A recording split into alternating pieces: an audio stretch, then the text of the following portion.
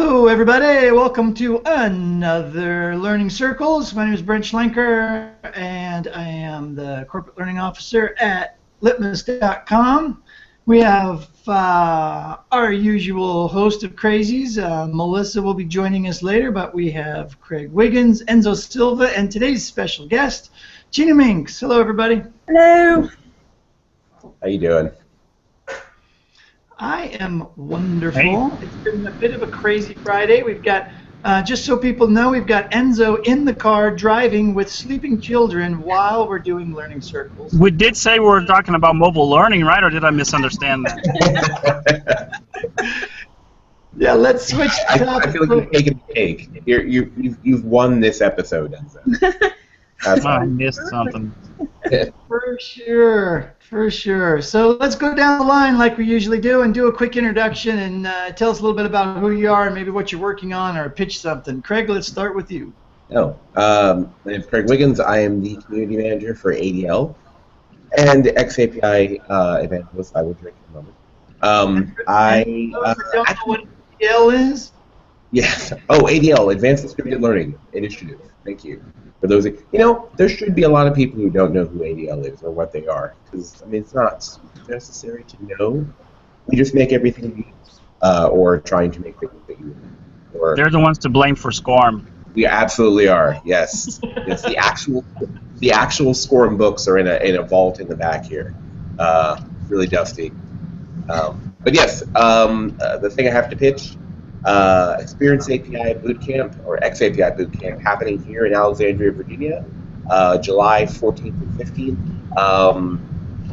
Go to XAPI Bootcamp 2015.eventbrite.com for more information. I'll throw that link in the show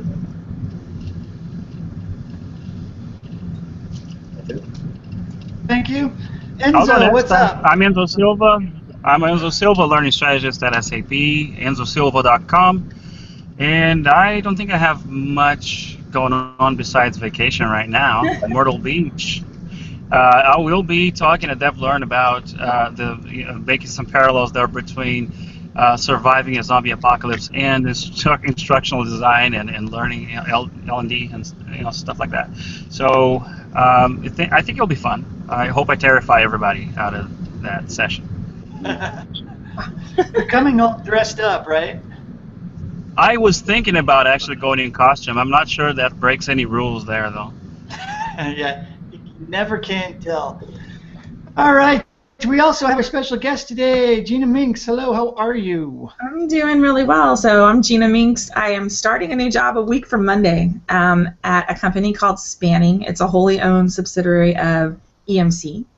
And what we do is we provide backups to SaaS applications, software as a service applications, specifically Office 365, Salesforce, and Google Apps. And I'm going to be the product marketing manager for the Office 365 app. And that's pretty much all I'm doing is taking another week off, trying to take a nap every single day before I have to go back to work. That is my goal. Cool. Yes, that is an excellent goal. So what? Let's see. So we'll give everybody a little bit of background on. I've known Gina for a long time. Geez, how long has it been? When did we meet? At DevLearn sometime way back when, or? Probably 7 or 8 years ago when I was doing instructional design at EMC. Okay, but that was it. Yep, for sure. Very good. So Gina and I have been chatting recently. I believe it's during MLearnCon. We had some Twitter chats. She was stirring the pot a little bit, which is what I love to see. I want to hear more about that, actually, because I didn't get to go to MLearnCon.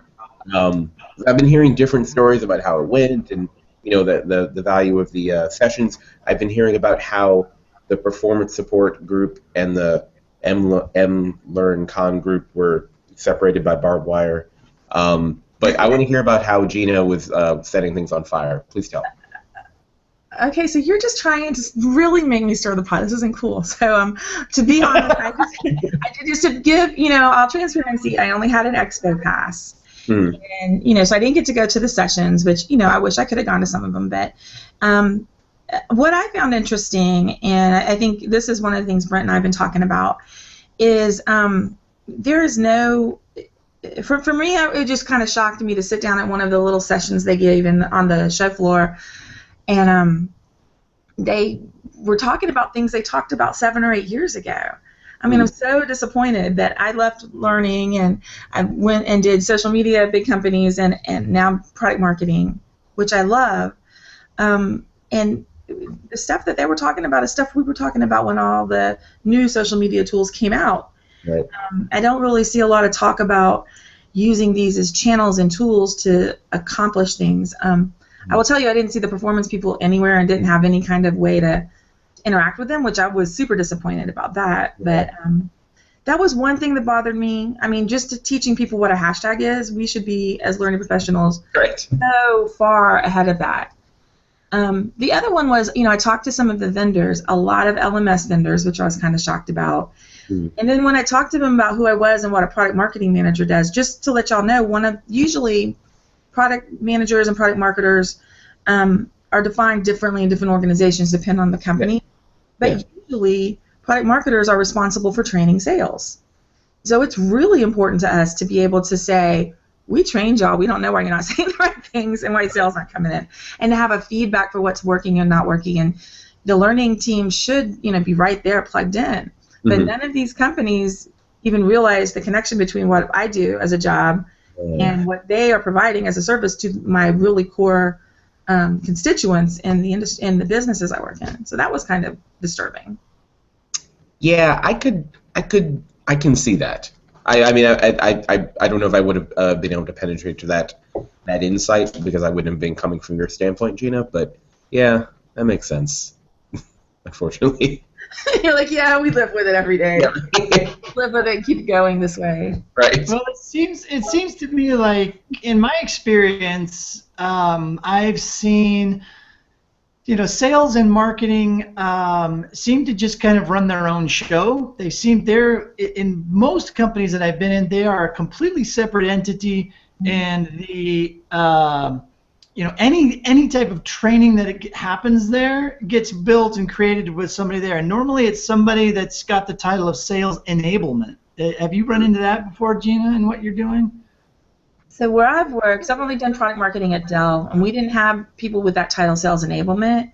But it relied on me as the product marketer to figure out how it was going to happen. And I know for me, the last 2 big organizations I've worked at, training and development go so slow.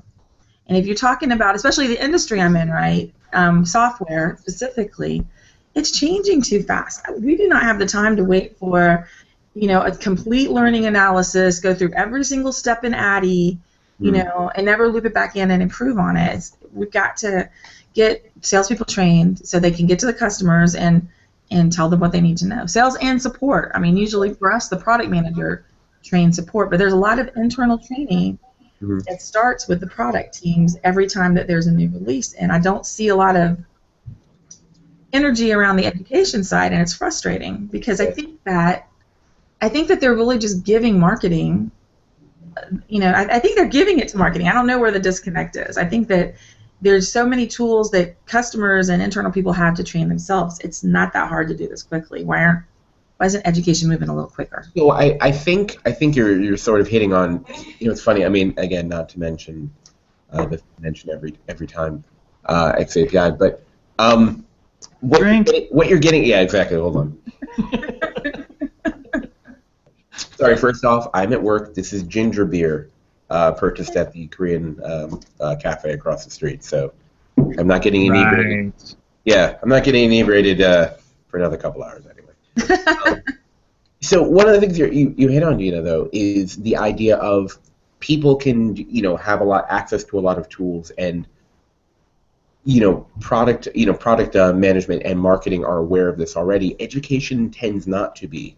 So this is where they're falling behind in my sphere as well, where if you are going by the assumption that education is leading the acquisition of knowledge and then the management of knowledge, then yes, it would make sense that, okay, well, we need to get up on stuff. It's like, well, no, people have been taking care of their own, stopgap training.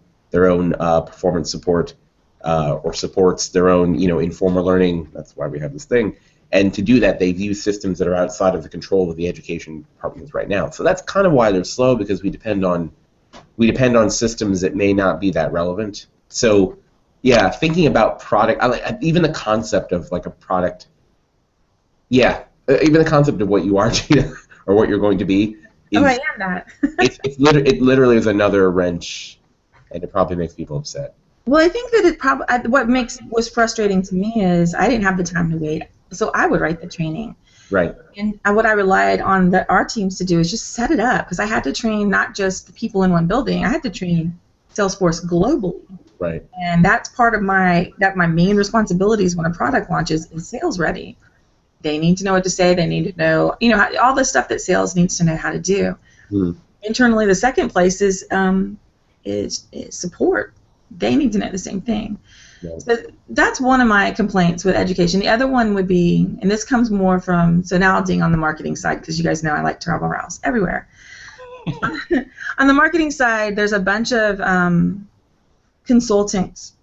doing consultancy around this concept of content marketing.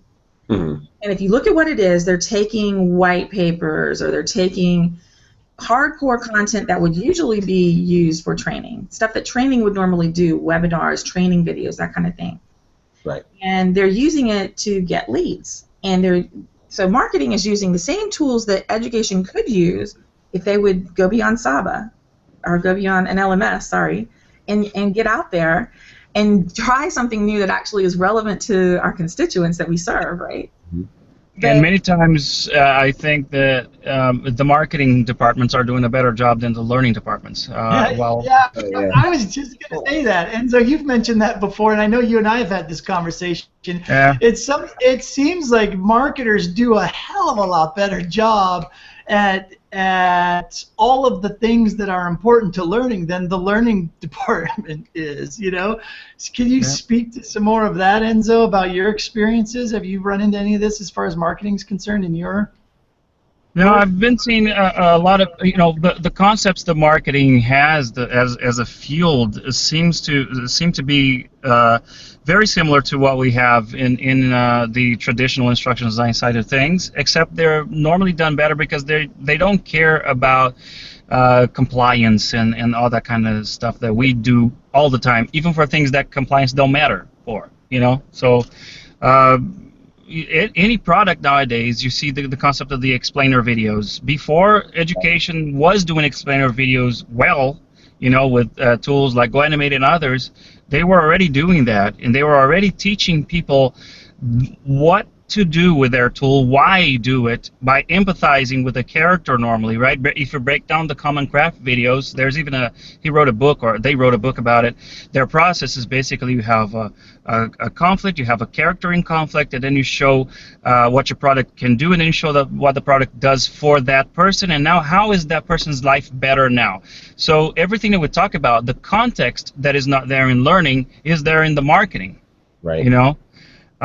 So I think you see that everywhere. It's hard to find one example because pretty much every new startup has a good instructional design program, and they're not instructional designers many times. Yeah. Well, here's my favorite one. I mean, we are just now in the instructional design community talking about like spaced repetition, right? And that you really have to, put information in front of people, a lot over time in order for them to really, in order for it to really get in there and sink in. Well, sales and marketing has known this since the dawn of advertising, right? I mean, everything about marketing and advertising is put the brand in front of people, put the value proposition in front of people, and just repetition.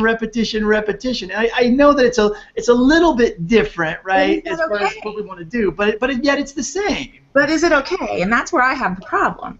So you have instructional designers, and we're whatever we've learned, and we've learned ADDIE or all the great ways to do all these things and all the ways that people learn and absorb information. We have these really slow processes. If you take that to heart and that's what you do, and that's why everything goes so slow. Marketers, same way. Marketers have learned to be mass communicators. So yeah, now all of a sudden they have these tools to put the brand out in front of you every second they get. And they may be able to do some of the learning things, but it's without this background of why it's important to get this stuff into users' minds and how it's important to motivate them and why it's important for performance. They don't care about that. They care about this mass communication, all the time get it in front of. So they're not doing it in very general, broad stroke terms the right way either. And I think what's happening to both sides of the camps is all of a sudden now you have these tools that were usually so expensive and so hard to get. I mean, look at us. We're talking on video. We could share screens right now if we wanted to, which I didn't realize Google Plus Hangouts did, so it's pretty cool. You know, that's new. So we have these tools that are free that we can just reach out and train each other and teach each other. We don't need to do all that. So all of the tools have collapsed. The whole way that marketing does stuff and education does stuff has to change based on the tools because our learners or our customers can all use the tools themselves. They don't need all of this overarching craziness. My question is, why is education letting marketing, who has the money and the budget, run with the training piece? I don't understand that. I'd want everyone to stop doing that. I think that's what kills me. If we had the same budget and the same freedom that marketing has, my goodness, education would be so much further ahead. Well, I think a lot of that builds on top of itself, though, right? Like the marketing gets so one of the reasons that marketing and education, while they may be doing the same thing essentially, but marketing is kind of running away with it, is one, people seem to like see marketing as a necessary evil for actually getting directly to the product. They're tied into the product, whereas education is not necessarily tied into the product and tied into the business. And then we've talked about this in the past, where education is not really focused on the business or business processes, whereas marketing can't escape it. The other thing I think about marketing, though, why they may be getting more cracks and more chances at bat and therefore more money internally, is that they get a lot of feedback from their from their consumers, not just within the organization, but especially the people outside of the organization, the people who are actually consuming the product, but more importantly, consuming the marketing. A lot of times, education doesn't get the kind of feedback that I think it should, partially because we don't chase it, which is where XAPI comes in. But maybe that's one of the places where we can begin to connect. If marketing is doing some pieces of it okay, and we're doing a little bit better than they are, where we start to blend is on the data side of things, and where we can start utilizing some of the data that they get to marketing through tools like educational content, for example. And we can learn to be better at creating educational content for marketing by making it smaller and shorter and do all of the things that they do so well, and learn from them from a media creation standpoint, but yet add the instructional flavor that we do. I mean, I don't know. I'm just thinking out loud. I think another thing, go back, if we tie it to performance. So what is the marketing team gold on? What's the education team gold on? Marketing is gold on leads in most cases. They create all of that content to bring the leads back in. So that's what they're looking to get. So how can we align efforts so that we're sure that there's a repeatable process to get leads to come in, because that's what's going to make marketing want to cohabitate with us and work with us. Maybe we're more like that bridge between, because you were mentioning earlier about your new role, you're going to be responsible for training the customer support side of the house too, right? And so maybe we start looking at sort of a different goal or a different algorithm for figuring out the success of the learning department, because if we're engaged with marketing and learning and sharing resources and utilizing what they do to get better at what we do to help bring in leads, we're also engaged with that customer service department to say, hey, here's how we can better educate. And once that lead comes in and a customer is acquired, then it's also learning's responsibility to help ramp up that customer, right, to a certain extent. I mean, there's some sort of education involved with getting that customer to learn how to get their tool going, and then if they have problems, we have to teach the staff that's going to be helping them address the problems. There's a lot of different areas where we can play. And that's where I think probably the feedback loop that education is missing, because they're not tied to the product in lots and lots of cases. That's how they get that feedback loop. They understand the sales cycle, so you understand what it means to train sales and get us where we need to go. You understand how to explain the product to customers. That's easy and fine. But you also understand from support the issues customers are having, and you become part of that feedback loop instead of waiting for somebody to toss you something over the door to make an e-learning module. Right. Yeah, when you get the feedback, and you get a more holistic feedback too, because normally what you get when you get the smiley sheets and stuff is a very narrow evaluation of what is there. And many times the learner is not thinking of what is not there, what they need that is not there when they evaluate that. So what they're going to say is, that button needs to be a little bit to the left, or there was a typo here, or I don't understand that question and all that. And they forget that maybe all I need was a better understanding, a better story, or something driven by a character that's struggling like I am to set up this tool or something like that. Maybe that's what I need. I don't need all this fluff and all this beautiful wording, this amazing grammar, the 18th century beautiful English, Well, I think that's where, so the whole idea of social and informal learning comes into play, is really what you're talking about, right? And this is where communities of practice come in. This is where, when your product has a community set up where you can engage and give answers and help guide people. It's the existing customers that can also help other new customers ramp up, right, and help be a part of that. And so when you can build that community around your product and start building that base, that's when you start to get a lot of value.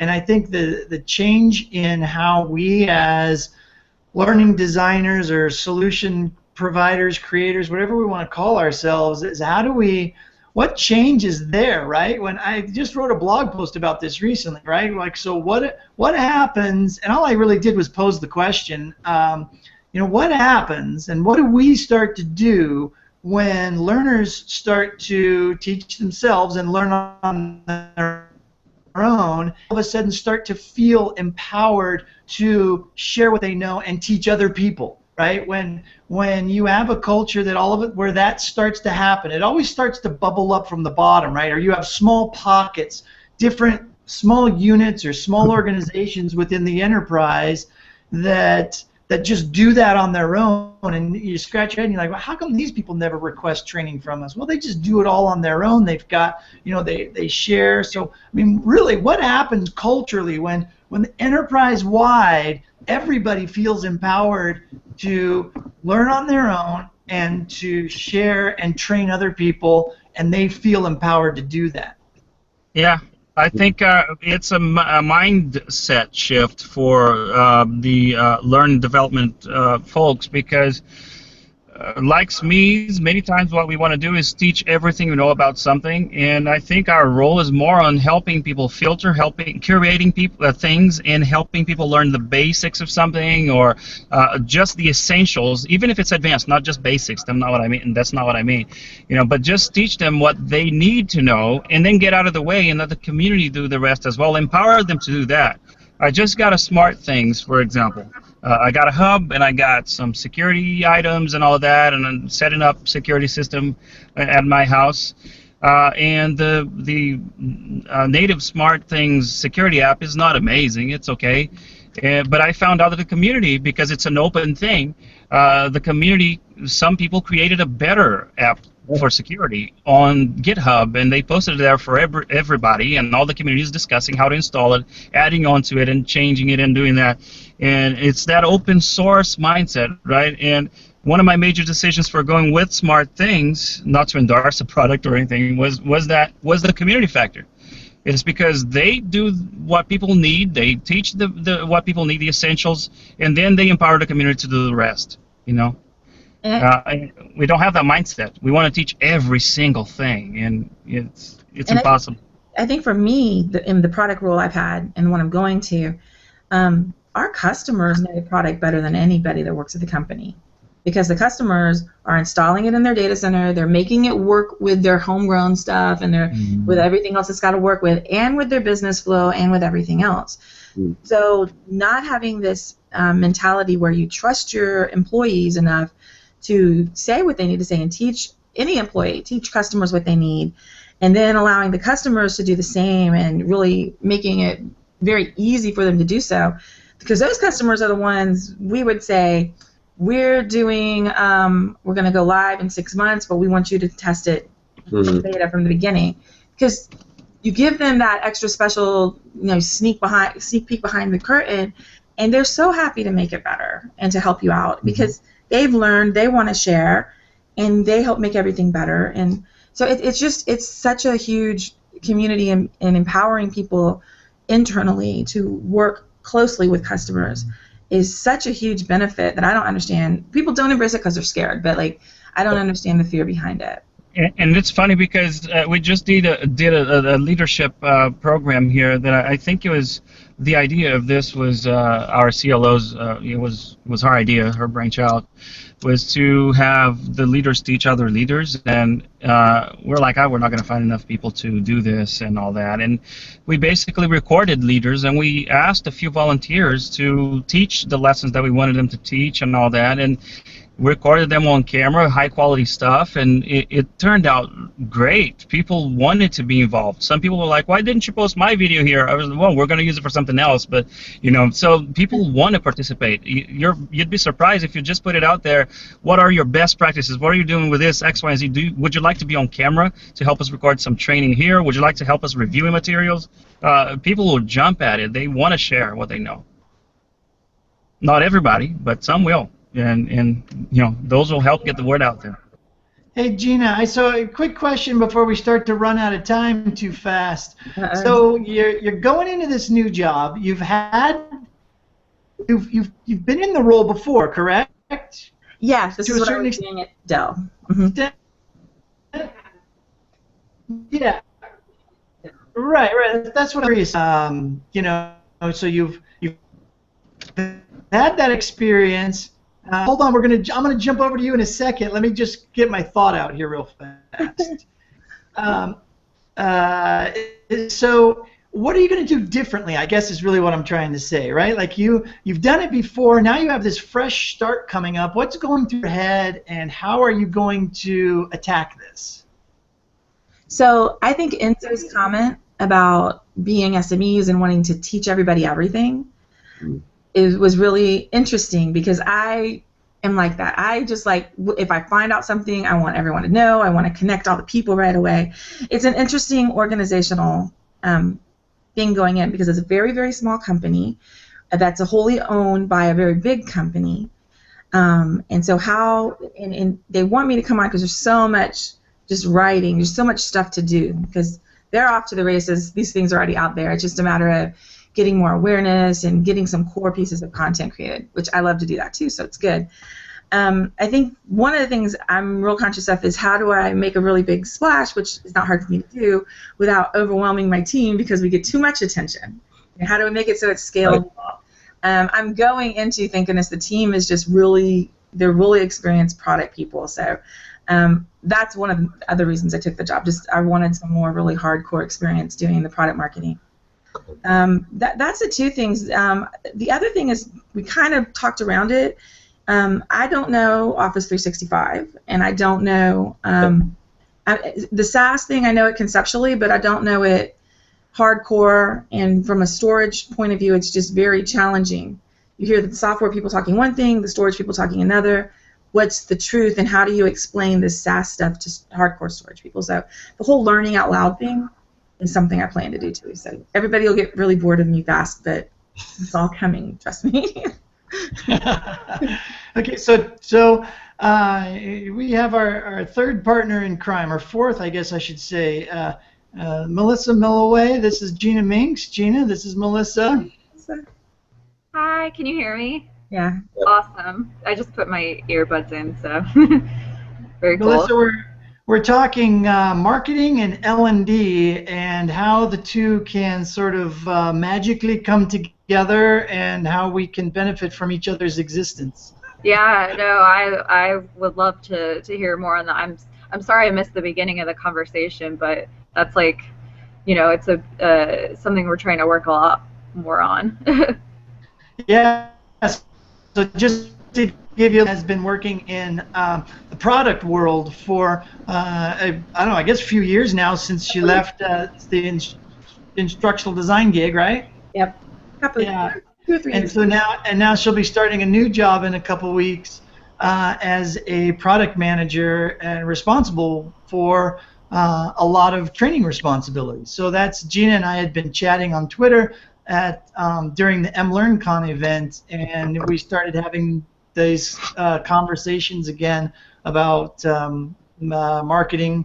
A lot of the similarities between what marketing does and what we do, and as we always do, scratch our heads and go, heck, why don't we all play in the same sandbox? So, and have any of you done that? Gone with marketing and gotten together, designed a training program or whatever it is, or maybe a marketing campaign that has training elements designed not by the marketing team but the instructional design team or the learning development team? Yeah, I have. But I can tell you that at the time, it was kind of uphill for reasons that we've already talked about.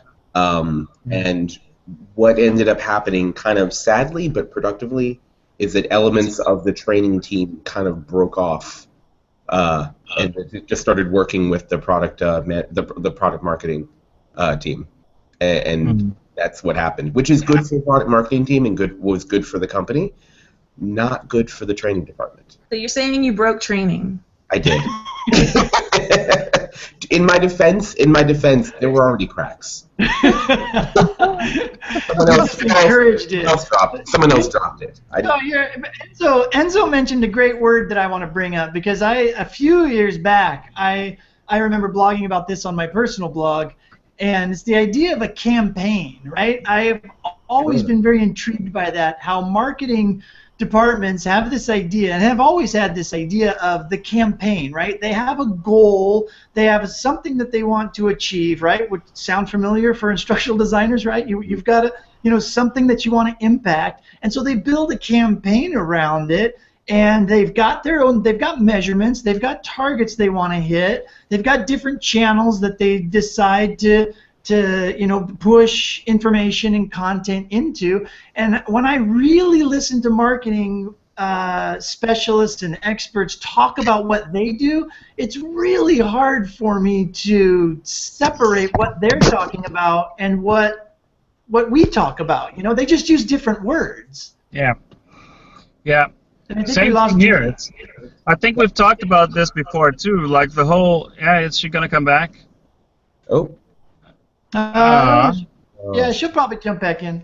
I think we've hinted at this. I think I've mentioned this before here. The idea of, for example, how design thinking is just another wording for the instructional design process. ADDIE, the classic. It's pretty much the same thing, but done normally by marketing people that might not be aware of design thinking. And now education is getting more aware of design thinking itself and trying to bring it in like it's a different thing.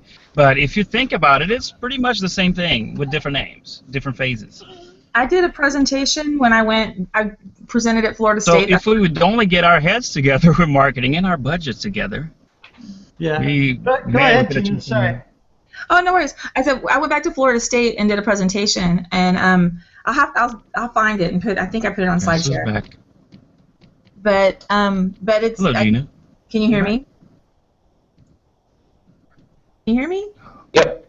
Yeah, we can. Yeah. So, anyways, that's what I did. The presentation was all about how I do product marketing, but I think she's on mute or something. Can't hear Her me? headset's not on.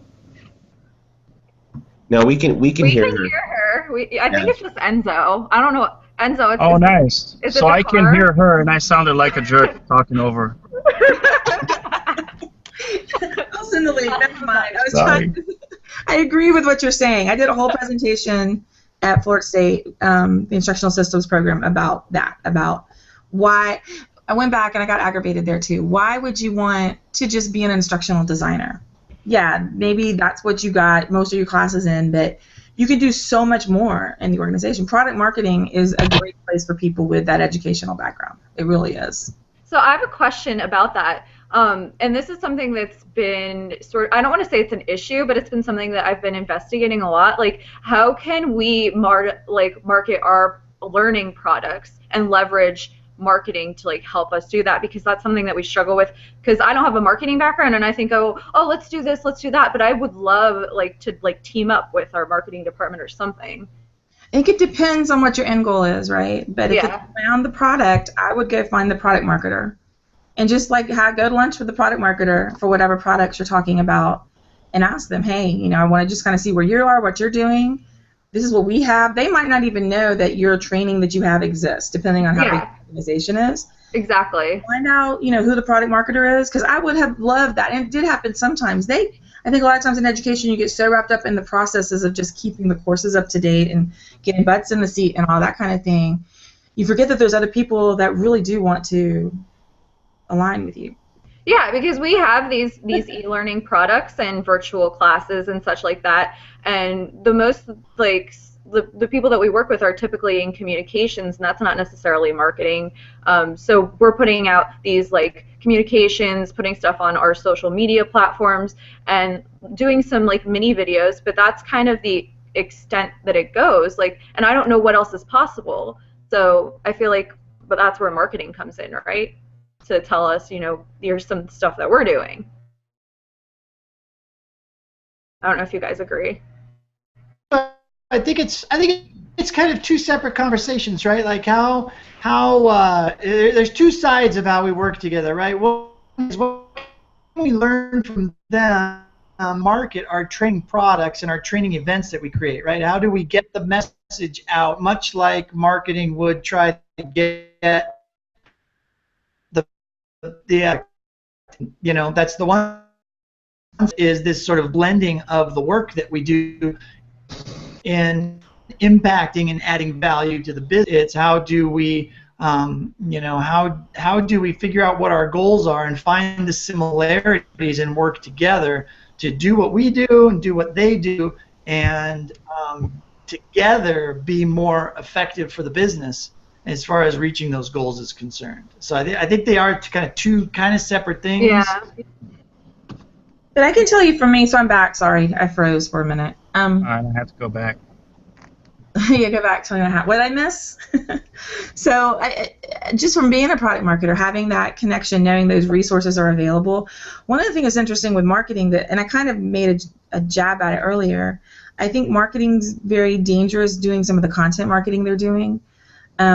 Because they're getting stuff, they've been told, if you put this out here, you'll get great leads and blah, blah, blah. If you have really great content for them, that might be a good way to start a conversation and figure out how to get some systems going where you're working together more collaboratively. But if you've got something that they can tweet out or make a blog post about, hey, come over here and read this, that might be some content they're yearning for to put into their content marketing program. That might be a good way to have a conversation with them too, and get your stuff advertised. Yep, for sure. So what? Here's a quick follow up. So tools. What tools? And I mean generic, across the board. Is Brent freezing for everyone? He's freezing for me. And sorry, Brent, you're freezing. Want me to repeat that? I feel so unfrozen. Wait, is he just freezing for me, or is it you guys too? No, we're getting freezing for everybody. Oh. Let it go. Oh. So, what was your question, Brent? It was about tools from. Yeah. So we're what tools do we share? One of the most interesting things, and one of the biggest struggles. Oh no, it's happening again. One of the biggest struggles is trying to make out every other word, actually. I wish it would freeze when he breaks out into the Frozen song. It like a robot with a lot of lag. I must have opened up an app that was messing with my bandwidth. Oh, I'll bet my son is playing Call of Duty. Okay, to be honest, that is more important. Way better. Oh man, school's out, right? Yeah. Everybody's probably streaming Netflix right now in my house. Oh, right. Like, that's true. They can catch up on Orange is the New Black. Funny. When he doesn't have a question, it actually works. Why don't you sing your question? Sing your question. Let me squeeze it in. So, tools. What tools and how do we play nicely with each other's tools? Yeah, I'm happy that we waited for that statement. By the way, I'm happy. That was. I think it's the universe telling me I should not ask the question. Yeah, look at that! It works. The entire internet was trying to keep you from saying that phrase. What a tool!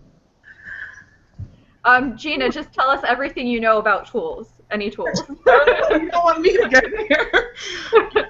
No drills. So, any of the screencasting tools, All right. for sure. Blogging, community. What? Oh, No, I'm gonna go check this down. Huh? Microblogging, blogging. Yeah. Screencasts. Screencast. What else? Storify. We use Storify a lot. Yeah. What about like internal stuff? Like, cause all of our like what's the difference between things that you use internally versus externally? So like within a company versus like to market outside of a company. Like it's all very similar. So like internally would be stuff that you don't want the competition to see. Basically. Yeah. So it's a lot of where do you store the documents, and how do you put the documents someplace that makes sense. And we were a big company, and so we used what is it called? The Microsoft thing. SharePoint. Yammer. No, SharePoint. We didn't use Yammer. Yeah, we did use Yammer because we had Salesforce. So we used Salesforce. The chat on Salesforce. So it's very similar to everything that learning would use. I think the one thing that learning has that would be very helpful to someone whose job it is to train a whole bunch of people to make sure they got trained is the tracking in the LMS. Like how is that done? How can we make sure everybody's trained?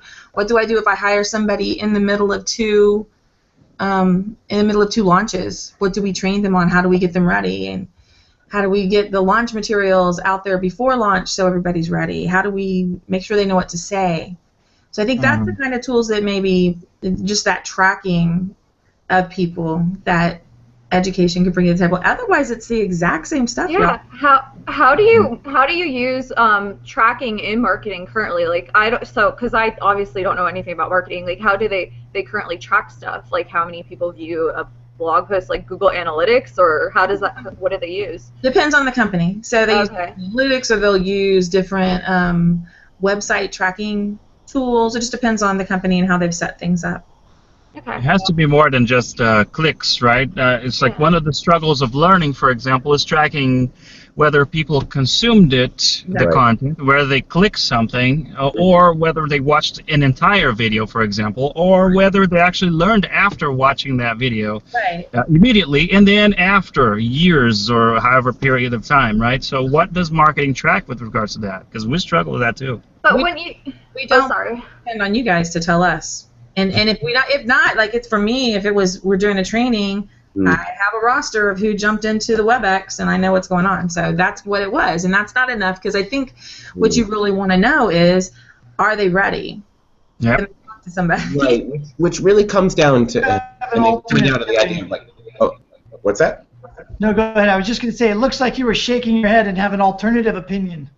Oh, Well, really? I was just thinking that it comes down to tracking. So we're dangerously close to talking about understanding competencies and basically I ran out of drink, so I can't say that term anymore. I can't. No, I'll find something, that thing that I talk a lot about. That certain API that starts with an X. Does it? I'm not aware. I know. I don't have any more ginger beer. Anyway. But we're really close to talking about competencies and the idea of like getting some sort of way to understand whether people, when you say are people ready, it means can they do things, which is not the same as do they know about stuff. That's right. So, and I imagine that what we really want to know is the stuff that we're after, but we're really after a lot of smaller things. We're really after, was this smaller thing accomplished? Meaning did they click? Did they show up to this class? Did they talk to this person? I mean, I guess what on both sides, maybe what we're looking for is a better way to get a mosaic of what's going on, and then be able to say with confidence, okay, someone has done all these things and had all these experiences. That means that they're ready to do whatever. They're ready to do whatever because they've had the kind of experiences that people who perform well in the field had. And so that's as good as we can get. As we put them in the field, So, they die.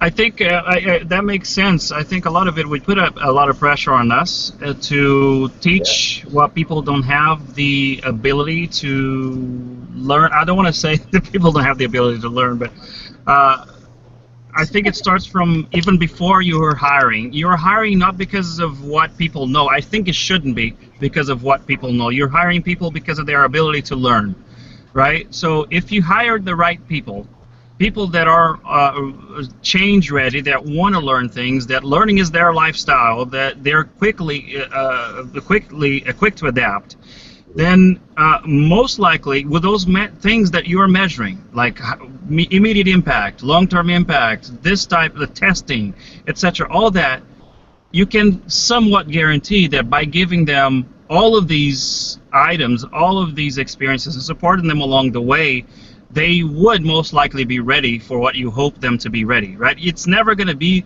a complete, accurate thing. It's always subjective. It's always depends on so many items. Just taking a test doesn't mean you're ready for anything. But if you're hiring based on competencies and then you bring them in and you nurture those, knowing that they are able to learn and eager to learn, you can guarantee more. Does that make sense? Yeah. So it's not all on learning. It's not all on the learning development team. But the thing is too, so going back to the whole community viewpoint and all the rest of it, it is really important to know, is this message that we've designed to go out into the market about this product, is that going to work? And salespeople are a really good bellwether for that. Or we're going to write this training, does this have the stuff you need to know based on the stuff you already know? So I think it is kind of like you said, Craig, a mosaic of all of the things that are going on, where the different salespeople are in a certain cycle, and how much information they can bring back. I mean, maybe if education stands in the middle, right? Maybe. This conduit of information back and forth. Okay, the salespeople are all saying this about it, and that's like a huge fountain of information for product to say, maybe we need to adjust a little bit and go at this from a different angle.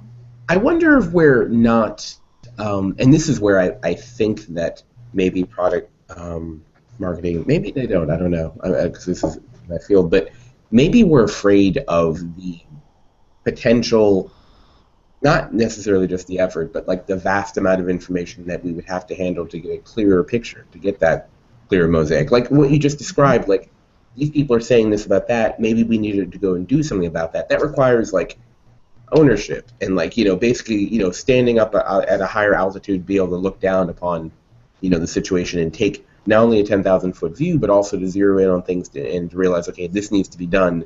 That information needs to be fixed. It needs to be communicated. Not only that, we need to create systems so to make sure that doesn't have to be monitored all the time. That kind of thing happens more or less automatically.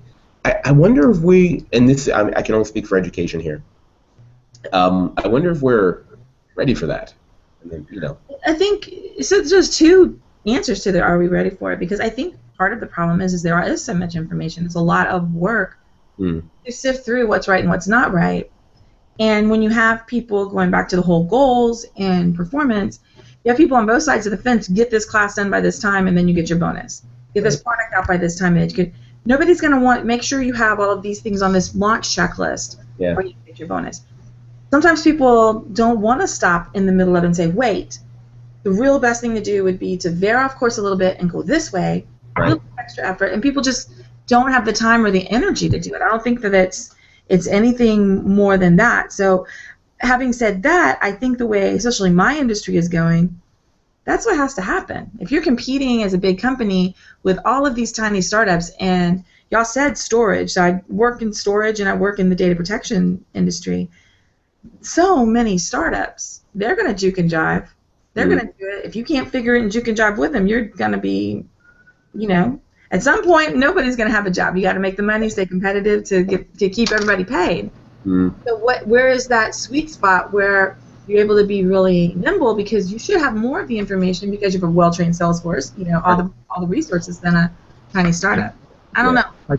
I think what the startups have there, well, one of the things, not just everything that they have, but one of the things that they have is the ability and the willingness to take risk as well. Yep. For us to put in a course out, we want to make sure that it's a success, and of course we do want to make sure that it is. But if it fails, we don't consider it a lesson learned. We learned that they didn't exactly need everything that we gave them. Let's adapt.